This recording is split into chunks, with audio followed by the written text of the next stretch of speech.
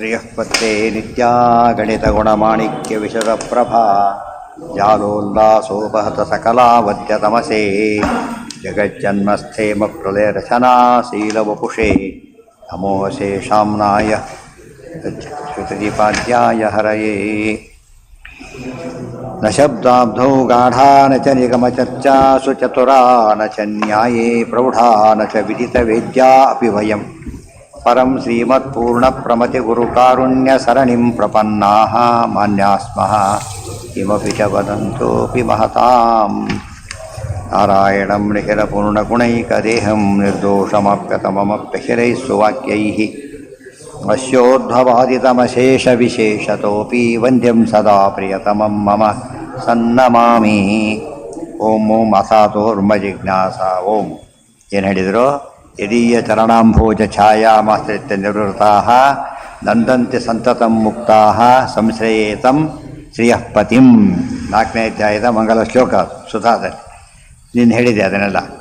ಈಗ ಆವೃತ್ತಿ ರಸಕೃಪದೇಶಾತ್ ಅಂತ ಹೇಳಿದರು. ಏನಿದು? ಸಾಧನೆಯ ಸರ್ವಸ್ವ, ಮೋಸ್ಟ್ ಇಂಪಾರ್ಟೆಂಟ್ ಸಾಧನೆ ಸಮಪ್. ಇಡೀ ಸಾಧನಾಧ್ಯಾಯದ ಸಾರ ಹೇಳಬೇಕಾದ್ರೆ ಇಡೀ ಸಾಧನಾಧ್ಯಾಯದ ಸಾರ ಏನು ಅಂದರೆ ಆವೃತ್ತಿ ರಸಕೃಪದೇಶ. ಶಾಸ್ತ್ರ ಓದಬೇಕು, ಮತ್ತೆ ಮತ್ತೆ ಓದಬೇಕು ಎಲ್ಲದಕ್ಕೆ. ಅದಕ್ಕೆ ಆಚಾರ್ಯ ಸಮರಿ ಕೊಡೋಕೆ ಏನು ಮಾಡಿಬಿಡ್ತಾರೆ? ಸೋಪಾಸನಾಶದ್ವಿವಿಧ ಶಾಸ್ತ್ರಾಭ್ಯಾಸ ಸ್ವರೂಪಿಣಿ ಧ್ಯಾನರೂಪ ಪರಾಚೈವ ಅಂತ ಅನುವ್ಯಾಖ್ಯಾನದ ಮಾತು. ಎಲ್ಲ ಸಂಬರಿ ಹೇಳ್ಕೊಟ್ಬಿಟ್ರೆ ಹುಡುಗಿ ಏನೇನೋ ಕೆಲಸ ಮಾಡ್ತಾನೆ, ಓದಬೇಕು, ಸ್ಟಡಿ ಮಾಡ್ತಾನೆ, ಪದ ಉಪಯೋಗಿಸೋದಿಲ್ಲ. ಸ್ಟಡಿ ಅಂದರೂ ಒಂದೇ, ಅಭ್ಯಾಸ ಅಂದರೂ ಒಂದೇ. ಅದೇನು ಆವೃತ್ತಿ ಮಾಡಬೇಕದು, ಆವೃತ್ತಿ ಪುನಃ ಪುನಃ ಮಾಡಬೇಕು. ಅವಾಗ ಏನಾಗುತ್ತೆ? ಅಪರೋಕ್ಷ ಜ್ಞಾನ ಸಾಧನ ಆಗುತ್ತೆ, ಹೊರತು ಇದ್ದ ಹೋದರೆ ಇಲ್ಲ. ಜ್ಞಾನ ಬರಬೇಕಾದ್ರೆ ಈ ಆವೃತ್ತಿ ರಸಕೃಪದೇಶ ಆಗಬೇಕು. ಅದಕ್ಕೆ ಪ್ರಶ್ನೆ ಹಾಕ್ಕೊಂಡ್ರು. ಕೆಲವು ಕೆಲಸ ಇದೆ, ಮಳೆ ಬರಲಿಲ್ಲ, ಕಾವೇರಿ ಯಾಗ ಮಾಡಿದ, ಮಳೆ ಬಂತು, ಮತ್ತೆ ಮನೆ ಮುದ್ದಕ್ಕೆ ಮಾಡ್ತಾ ಕೊಡಬೇಕಾಗಿಲ್ಲ, ಮುಗಿದೋಯ್ತು ಕಥೆ. ಒಂದು ಸರ್ತಿ ಮಾಡಿದ ಮುಗಿದೋಯ್ತು. ಆದರೆ ಧಾನ್ಯ ಕುಟ್ಟಬೇಕಾಗಿದೆ. ಈಗ ಕುಟ್ಟೋದು ಗಿಟ್ಟು ಜನ ನೋಡಿರಲ್ಲ, ಕುಟ್ಟಬೇಕೀಗ. ಅದೇನಾಗುತ್ತೆ? ಈಗ ಕುಟ್ಟಿದ ಚೆನ್ನಾಗಿ ಬೀಸಿದ್ರೆ, ಚೆನ್ನಾಗಿ ಕುಟ್ಟಿದ್ರೆ ಏನಾಗುತ್ತೆ? ಅದು ನೈಸಾಗಿ ಪುಡಿ ಬರುತ್ತೆ. ಸುಮ್ಮನೆ ಒಂದು ಸರ್ತಿ ಬಿಟ್ಟರೆ ಬರೋದಿಲ್ಲ. ಮಿಕ್ಸರ್ ಸ್ವಿಚ್ಚಾಗಿ ಮತ್ತೆ ಆಫ್ ಮಾಡಿಬಿಟ್ರೆ ಹಾಕಿದ ಆನ್ ಮಾಡ್ದ, ಎಂದಿಗೂ ಮತ್ತೆ ಹಾಕೋದ ಆನ್ ಮಾಡೋದು. ಸ್ವಲ್ಪ ಗ್ಯಾಪ್ ಕೊಡಬೇಕಾದ್ರೆ ಅವಾಗ ಏನಾಗುತ್ತೆ? ಆವೃತ್ತಿ ಆವೃತ್ತಿ ಅದು. ಅದು ಆ್ಯಕ್ಚುಲಿ ಮಿಕ್ಸರ್ ಅಂದರೆ ಏನದು? ಜೋರ ತಿರುಗ್ತಾ ಹೋಗುತ್ತೆ. ಅವು ಮಾಡ್ತಾ ಏನಾಗುತ್ತದ? ನಮ್ಮ ಎಷ್ಟು ಬೇಕೋ ಅಷ್ಟು ಅಂತ ನಿಲ್ಲಿಸ್ಬೋದಾಗ್ತದೆ. ಆವೃತ್ತಿ, ಕೆಲವು ಅನಾವೃತ್ತಿ, ಕೆಲವು ಆವೃತ್ತಿ. ಮೊದಲನೇ ಸೂತ್ರ ಆವೃತ್ತಿ ರಸಕೃಪದೇಶ, ಕೊನೆಯ ಸೂತ್ರ ಅನಾವೃತ್ತಿ ಶಬ್ದ. ಆವೃತ್ತಿ ಅನಾವೃತ್ತಿ. ಶಾಸ್ತ್ರಾವೃತ್ತಿ ಯಾರು ಮಾಡ್ತಾರೋ ಅವ್ರ ಸಂಸಾರ ಮತ್ತೆ ಆವೃತ್ತಿ ಆಗೋ ಪ್ರಸಂಗ ಇಲ್ಲ ಅಂತ. ಫಸ್ಟ್ ಸೂತ್ರ ಲಾಸ್ಟ್ ಸೂತ್ರ ಜಾಯಿನ್ ಮಾಡಿಬಿಟ್ರೆ ಬ್ಯೂಟಿಫುಲ್ ಅರ್ಥ ಬರುತ್ತದೆ. ಆವೃತ್ತಿ ರಸಕೃಪದೇಶಾತ್ ಶ್ರವಣಾದಿ ರಸತ್ಕ್ರಿಯಾ, ಅದು ಅದಾಯ್ತಾಗಲೇ. ಕರ್ತವ್ಯ ಆವೃತ್ತಿರೇವಹಿ. ಒಟ್ಟು ಪ್ರಶ್ನೆ ಹಾಕ್ಕೊಂಡ. ನಾವು ಶ್ರವಣ ಒಂದು ಸರ್ತಿ ಮಾಡಿಬಿಟ್ರೆ ಸಾಕು. ಭಾಗವತ ಒಂದು ಸರ್ತಿ ಕೇಳಿದ್ದೇವೆ, ಭಾಷ್ಯ ಒಂದು ಸರ್ತಿ, ಇದೇ ಟ್ರೆಂಡ್ ಇರೋದು ಈಗಾಗಲೇ. ಒಂದು ಸರ್ತಿ ಆಗಿದೆ, ಹಾಗೆಲ್ಲ ಮಾಡಬಾರ್ದು, ಆವೃತ್ತಿ ಮಾಡಬೇಕು. ಕೆಲವರು ಸಿನಿಮಾಗಳು ಬರುತ್ತಲ್ಲ, ಅದು ಹೋಗೋರು ನೋಡ್ತಾ ಇರ್ತಾರೆ, ದಿವಸ ಹೋಗ್ತಾ ಇರುತ್ತೆ ಕೆಲವು ಸಿನಿಮಾಕ್ಕೆ. ಅಂಥ ಜನ ಇದ್ದಾರಂತೆ. ವಾರಕ್ಕೊಮ್ಮೆ ನೋಡೋದು, ಈಗ ಬಿಟ್ಟು ಟಿವಿಯಲ್ಲಿ ನೋಡೋದಲ್ಲ, ಥಿಯೇಟ್ರಲ್ಲಿ ಹೋಗೋದು. ಮೊದಲೇ ಮನೆಗೆ ಬಿಡೋದು 2 ದಿವಸ ಮುಂಚೆ ಟಿಕೆಟ್ಸ್ ತೊಗೊಳೋಕ್ಕೋಸ್ಕರ ನೋಡ್ಕೊಂಡು ಬರೋದು. ಇದು ಎಷ್ಟು ಕ್ರೇಜ್ ಅಂದರೆ ಅದು ಹುಚ್ಚುತನದ ಪರಾಕಾಷ್ಠೆ. ಅದು ಯಾವುದಕ್ಕೆ ಇರಬೇಕದು? ಶಾಸ್ತ್ರದ ಬಗ್ಗೆ ಇರಬೇಕು. ಆ ಥರ ಟೆಕ್ಸ್ಟ್ ಬುಕ್ಕಿಗೆ ಹಾಗೆ ಮಾಡಿದರೆ ದೊಡ್ಡ ಸಾಹಸ ಆಗುತ್ತೆ. ಅದು ಯಾವುದದು ಅಸಂಗತ ವಿಚಾರಗಳು ಮತ್ತು ವಿರುದ್ಧ ಅದು ಮಾಡಿಕೊಡೋದು. ಕರ್ತವ್ಯ ಆವೃತ್ತಿರೇವಹಿ, ಆವೃತ್ತಿನೇ ಮಾಡಬೇಕು ಅಂತ ಹೇಳ್ತಾರೆ. ಉಪದೇಶವು ಅತತ್ವಂ ಅಸಿ ಇತ್ಯಾದಿ ಅದಕ್ಕೆ ದೃಷ್ಟಾಂತ ಏನು ಅಂತ ಕೇಳಿದರೆ ಅಸಕೃತ ಉಪದೇಶ. ತತ್ವಮಸಿ ಅಂತ ಎಷ್ಟು ಸರ್ತಿ ಹೇಳ್ತಾರೆ ನೆನಪಿದೆಯಾ? 9 ಸರ್ತಿ ಹೇಳ್ತಾರೆ. ಅದು ಆವೃತ್ತಿನ ಅನಾವೃತ್ತಿನ? ಆವೃತ್ತಿ. ಆದ್ದರಿಂದಾಗಿಯೇ ಆವೃತ್ತಿಯನ್ನು ಮಾಡಬೇಕು ಅಂತ ಅದಕ್ಕೆ ಬಂದಿದೆ. ಈಗ ಯಾಕೆ ಗೊತ್ತಾ? ಫಸ್ಟ್ ಹೇಳಿದ ಚೂರು, ಆಮೇಲೆ ಸ್ವಲ್ಪ ಜಾಸ್ತಿ ಆಗ್ತಾ ಒಂದು ಯಾವ ಮುಗೀತದೋ 9 ಹೇಳಿದ್ಮೇಲೆ ಮುಗಿದೋಯ್ತು. ಈಗ ಅರ್ಥ ಆಯಿತು ಅಂತ ಹೇಳ್ತಾರೆ. ಅದಕ್ಕೆ ನಾವು ಪೂರ್ತಿ ಅರ್ಥ ಆಗಬೇಕಾದ್ರೆ ಮೊದಲೇ ಸರ್ತಿ ನೋಡಿದಾಗ ಗೊತ್ತಾಗೋದಿಲ್ಲ, ಸೆಕೆಂಡ್ ಟೈಮ್ ನೋಡಿದಾಗ ಸ್ವಲ್ಪ ವಾಸಿ ಅನಿಸುತ್ತೆ. ಮೊದಲೇ ಯಾರೋ ಒಂದು ಬರ್ತೋಗ್ಬಿಡುತ್ತೆ, ಮತ್ತೆ ಬರ್ತಿದ್ದು ಏನಾಗುತ್ತಾಗ ನಾನು ಎಂದು ಹೋದಾಗ ಮತ್ತೆ ಇವರ ಮತ್ತೆ ಬರ್ತೋಗೋದೆ.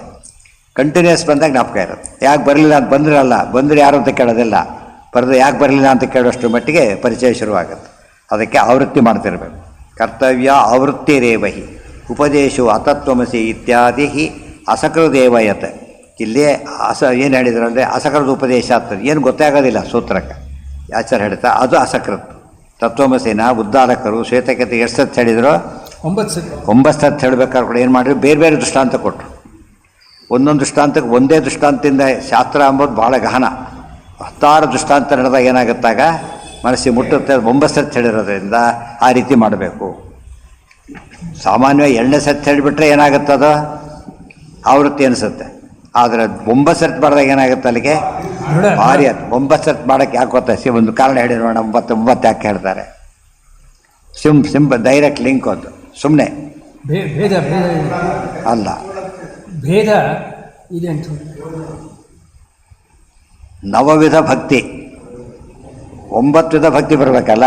ಮೊದಲೇ ಶ್ರವಣ ಆಗ್ತದೆ, ಆಮೇಲೆ ಒಂದೊಂದೇ ಶುರುವಾಗುತ್ತೆ, ಬಂದು ಕಂಟಿನ್ಯೂ ಆಗುತ್ತೆ. ನವವಿಧ ಭಕ್ತಿ ಪೂರ್ಣ ಆಗ್ಬೇಕಾದ್ರೆ ಎಷ್ಟು ಸರ್ತಿ ಬರಬೇಕು? 9 ಸರ್ತಿ ಕೇಳಬೇಕು. 9 ಸರ್ತಿ ನಾವು 9 ಅಲ್ಲ 90 ಸರ್ತಿ ಕೇಳಿದ್ರು ಸಾಲದು. ಮುಂದೆ ಅವರು ಯಾರು ಸ್ಟ್ಯಾಂಡರ್ಡ್ ಇದ್ದವ್ರು ಆಗ್ತಾರೆ. ಅರ್ಥ ಆಯ್ತಾ? ತುಂಬ ಹೆಚ್ಚು ಓದಿದಷ್ಟು ಕೂಡ ಇದರಲ್ಲಿ ಸ್ವಾರಸ್ಯ ಅಂದರೆ ಸಾಮಾನ್ಯವಾಗಿ ಲೌಕಿಕ ರಿಪೀಟ್ ಮಾಡೋರು ದಡ್ಡರು ಹೊತ್ತಾನೆ. ಸೆಕೆಂಡ್ ಅಟೆಂಪ್ಟು ಥರ್ಡ್ ಅಟೆಂಪ್ಟ್ ಅಂತ ಕೇಳಿ ಏನರ್ಥ? ಅದಕ್ಕೆ ದಡ್ಡ ಅಂತ ಅರ್ಥ.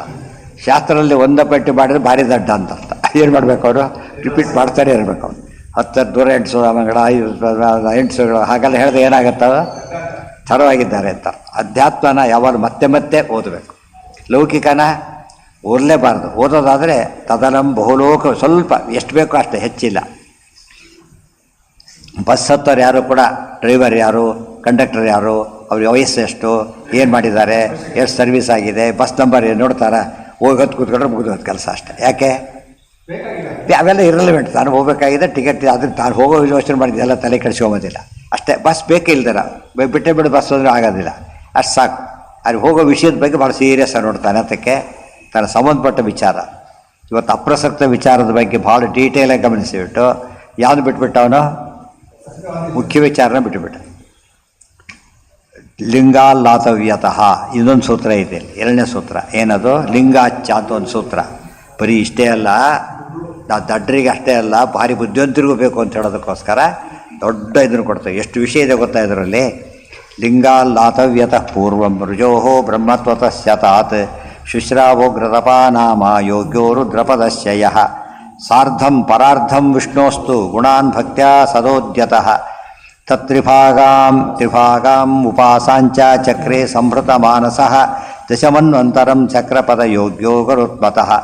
ಯಾವ್ಯಾವ ದೇವತೆ ಎಷ್ಟೆಷ್ಟು ಸಾಧನೆ ಮಾಡಿದ್ದಾರೆ ಹೇಳ್ತಾರೆ. ಈಗ ಅರ್ಥ ಆಯ್ತಾ? ಈಗ ರಿಪೀಟ್ ಮಾಡಿ ಮಾಡಿ ಮಾಡಿ ಮಾಡಿ ಅಲ್ಲಿ ಬಂದಿದ್ದಾರೆ. ಫಟ್ ರುಜುಗಳು ಅತಿ ಹೆಚ್ಚು ಸಾಧನೆ ಮಾಡೋದು ಯಾರು? ರುಜುಗಳು. 100 ಕಲ್ಪ ಸಾಧನೆ, 100 ಕಲ್ಪ ಯೋಚನೆ ಮಾಡಬೇಕು. ಮೊದಲು 100, ಆಮೇಲೆ 100. ಆ್ಯಕ್ಟಿವ್ ಆಗಿ ಬರೋದು ಏನು ಈ 100ರಲ್ಲಿ, ಅದು ನಮಗೆ ಉಳಿದು ಗೊತ್ತಾಗೋದಿಲ್ಲ. ಇಷ್ಟು ಅದಕ್ಕೆ ಭಾರಿ ದೊಡ್ಡವರಾಗಿದ್ದಾರೆ. ಅರ್ಥ ಆಯ್ತಾ? ತುಂಬ ಆಪ್ರೇಷನ್ ಮಾಡಿ ಪ್ರಾಕ್ಟೀಸ್ದವರು ಹೋಗ್ತಾರೆ. ಫಸ್ಟ್ ಆಪ್ರೇಷನ್ ಕೇಸ್ ಯಾರು ಹೋಗಲ್ಲ. ಇವತ್ತೇ ಶುರು ಮಾಡ್ತಾರೆ ಆಪ್ರೇಷನ್. ಏನು ಮಾಡ್ತಾರೆ? ನೀನು ಹೋಗು ಅಂತ ಕಳಿಸ್ಕೊಡ್ತಾರೆ. ಎಕ್ಸ್ಪೀರಿಯನ್ಸ್ ಏನದ ಎಲ್ಲ ನೋಡ್ಕೊಳ್ಬೇಕಾದ್ರೆ ಮಾಡಿಬಿಡ್ತಾರೋ ಅಷ್ಟು ಕೈ ಆಟೋಮೆಟಿಕ್ ಹೋಗ್ತಾ ಇರುತ್ತೆ. ಹಾಗೆ ಅಷ್ಟು ಅದನ್ನು ಹುಡುಕ್ಬೇಕು. ಮೊದಲು 100 ಆಮೇಲೆ 100 ಅಂದರೆ ಮೊದಲು ಅದು ಬೇರೆ. ಅದು ಮತ್ತೆ ಈ ತಲೆ ಕೆಡಿಸ್ಕೋಬೇಡಿ, ಇದು ವಿಷಯ ಬೇರೆ. ಅದು ಬಿಟ್ಬಿಡಿ. ಈಗ ಇದಕ್ಕೆ ಬನ್ನಿ. ಈಗ ಮುಂದೆ ಇಲ್ಲಿ ಹೇಳ್ತಾರೆ ನೋಡಿ, ಇಲ್ಲೇ ಹೇಳೋದಿದೆ. ಲಿಂಗ ಅದು ಯುಕ್ತಿ. ಮೊದಲೇನದು ಆಗಮ, ಅಸಕೃತ ಉಪದೇಶ ಆಗಮ 9 ಸರ್ತಿ ಹೇಳಿದ್ದು. ಯುಕ್ತಿ ಇದೆ. ಏನು ಯುಕ್ತಿ ಇದೆ ಅಂದರೆ ಲಾತವ್ಯತಃ. ಲಾತವ್ಯ ಅಂದರೆ ರುಜುಗಳ ಹೆಸರು. ಲಾತವ್ಯನ ರುಜು ಪೂರ್ವಂ ಹಿಂದೆ, ಅವರಿಂದ ಆ ಮೂಲ ಲಾತವ್ಯತಃ ಇರೋರು. ಲಾತವ್ಯತಃ ಅಂದ್ರೇನು? ಲಾತವ್ಯರಿಂದ ಅಂತ ಅರ್ಥ. ಲಾತವ್ಯ ರುಜುವಿನಿಂದ ಯಾರವರು? ರುಜುಗಳವರು. ಬ್ರಹ್ಮತ್ವತಃ ಶತಾತ್, ಅಲ್ಲಿ ಮತ್ತೆ ವ್ಯಾಖ್ಯಾನಗಳು. ಶತಾತ್ ಅಂತ ಹೇಳಿದರೆ ಆ ಕಡೆಯಿಂದ 1ನೇ ರುಜು ಆಗ್ತಾರೋ, ಇದು ಬಿಟ್ಬಿಟ್ಟು ಅಲ್ಲಿಂದ ಶುರುವಾಗಬೇಕು. ಇದ್ರ ಪ್ರಕಾರ 2ನೇದು ಅಲ್ಲಿ ವ್ಯಾಖ್ಯಾನಗಳು ತುಂಬ ಇದೆ, ಅದು ಆಮೇಲೆ ನೋಡೋಣ. ಶತಾತ್ ಶುಶ್ರಾವ ಉಗ್ರತಪಾನಾಮ ಯೋಗ್ಯೋ ರುದ್ರಪದಸ್ಯ. ರುದ್ರ ಅಂತ ಹೆಸರಿಲ್ಲಾಗ ಉಗ್ರ ತಪಸ್ಸು ಅಂತ ಅವ್ರ ಹೆಸರಿದೆ. ಇವ್ರ ಹತ್ರ ಕೇಳ್ತಾರೆ. ಎಷ್ಟು ದಿವಸ ಕೇಳಿದರು ಅವರು? ಸಾರ್ಧಂ ಪರಾರ್ಧಂ ವಿಷ್ಣೋಸ್ತು ಗುಣಾನ್ ಭಕ್ತ್ಯಾ ಸದೋದ್ಯತಃ. ಪರಾರ್ಧ ಸಾರ್ಧ. ಪರಾರ್ಧ ಅಂದರೆ ಎಷ್ಟು? 50. ಅದರ ಅರ್ಧ ಅಂದರೆ ಎಷ್ಟು? 20. 75. ಎಷ್ಟು? ಅವರು 100, 75. ಅದು ಬೇರೆ, ಇವ್ರದ್ದು ಬೇರೆ, ಕ್ವಾಲಿಟಿನೂ ಬೇರೆ. ರುದ್ರಪದಸ್ಯ ಅಂದರೆ ರುದ್ರ ಪದವಿ ಯೋಗ್ಯರಾದ ವ್ಯಕ್ತಿ ಆಟೋಮೆಟಿಕ್ ರುದ್ರ ಪದವಿ ಬರಲಿಲ್ಲ ಅವರಿಗೆ.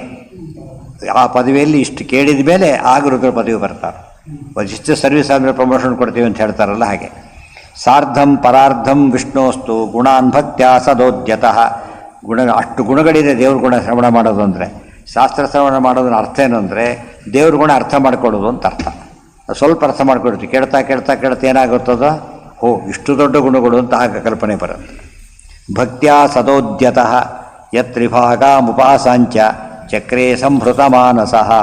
ಅದರ ತ್ರಿಭಾಗ 1/3 ಉಪಾಸನೆ ಮಾಡಿದರು. ಲಾತವ್ಯ ಅದಾತವ್ಯ ಅದಿರಲಿ, ನಾಳೆ ಕಂಟಿನ್ಯೂ ಮಾಡೋಣ. ಓಂ ಸರಿ, ಅದು ಹಾಂ ಕನ್ಫರ್ಮ್ ಆಗಲಿಲ್ಲ.